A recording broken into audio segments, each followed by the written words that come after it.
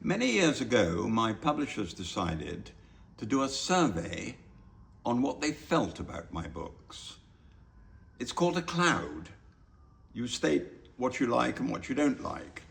And I assumed when they came to me, they said, well, what do you think the answer is, Jeffrey? And I said, well, of course, storytelling will be top.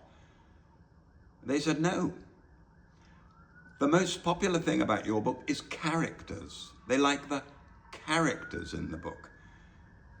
So I took that very seriously. And indeed, when I look back over the books, I can see that some characters are very, very strong. They're often villains. They're not always heroes. But they remain in the mind. And if they do remain in the mind, it's the reason you turn the page.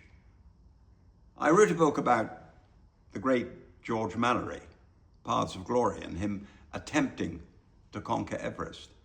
And of course, it's a story about him, the great man, his passions, his beliefs, and why he was a character who could see Everest out there and was going to be the first human being to conquer it. And did he or didn't he?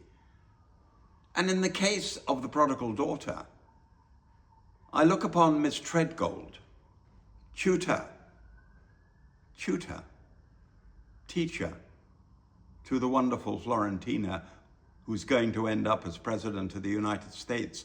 But is her strength, is her vision and leadership because Miss Treadgold took over her education? So you get characters like that that can dominate a book. They don't come in. Often when I'm sitting down to write, they don't come in to dominate the book, but they finally do. And then in the Clifton Chronicles, the wicked Virginia, who you can't not but fall in love with, even though she's wicked. There's a scene in it when she's in court, and I had decided that morning that she would lose, she would be battered, she would be removed.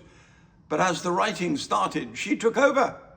She defeated the QC, and I couldn't change it because it worked so well. So yes, characters are very important, and perhaps even more important than the story itself.